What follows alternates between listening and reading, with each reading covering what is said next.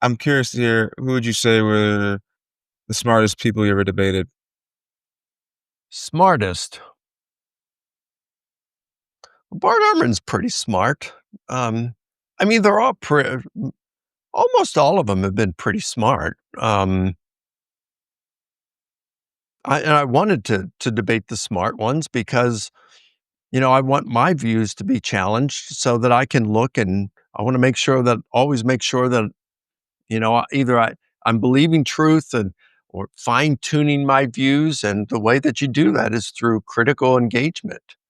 Um, so the smartest, I'd have to think through all my different debates. Um, and they might be smart in different ways. Like, for example, I've debated, well, Larry Shapiro and Evan Fales. Both of them are atheist philosophers, pretty smart, not really skilled in biblical studies. So they wouldn't be my toughest opponents when talking about something like the resurrection of Jesus.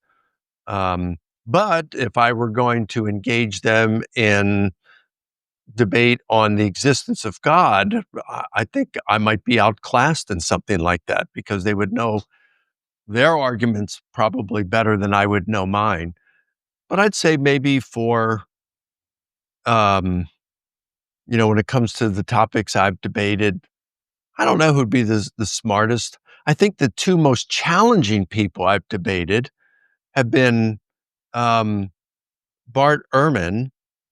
I wouldn't say because of his arguments necessarily, but because of his rhetoric.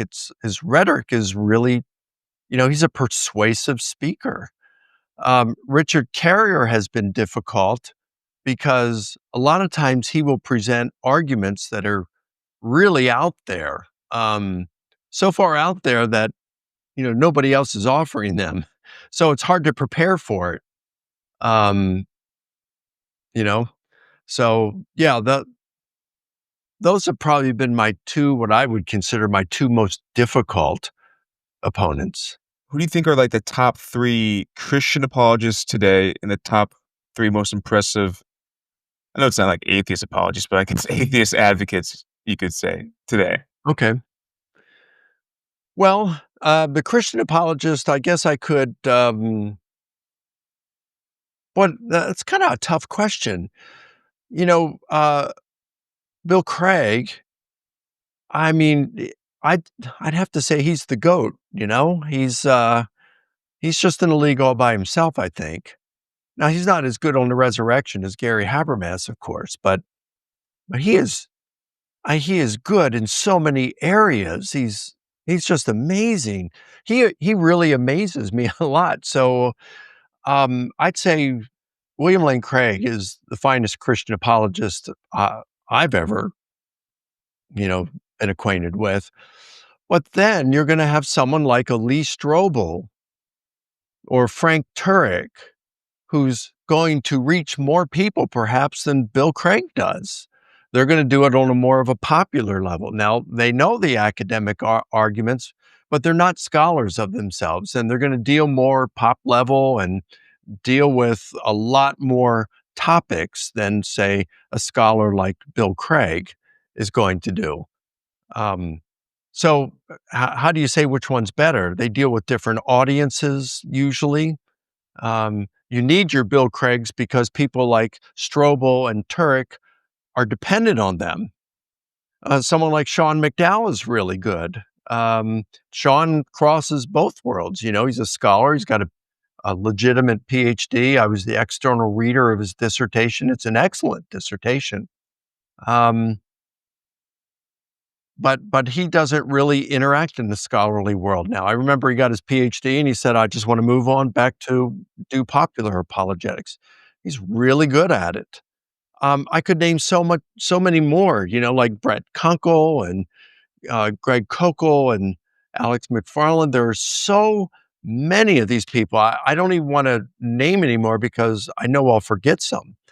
Um, but these are really good. And then you say, okay, well, is Craig Blomberg an apologist? Darrell Bach and Craig Evans, when they have really good arguments that can defend the Gospels in different ways and they know the Gospels extremely well, but yet they wouldn't consider themselves apologists. They're New Testament scholars.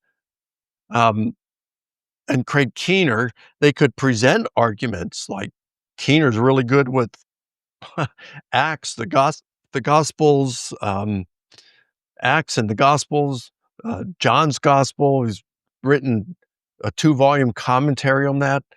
So, I mean, they can do those well. It's just I would be hard pressed to say who are the top 3 Christian apologists out there because of that.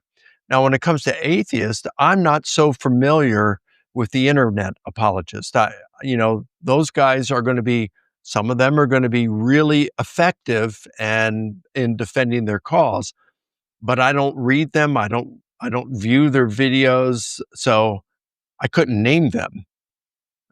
If you're talking about effective academic apologists for atheism, I might say someone like, well, the first person that comes to mind is Richard Dawkins, but even the late atheist philosopher of science, Michael Roos, said that Dawkins' book, The God Delusion, was so poorly argued, it made him embarrassed to call himself an atheist.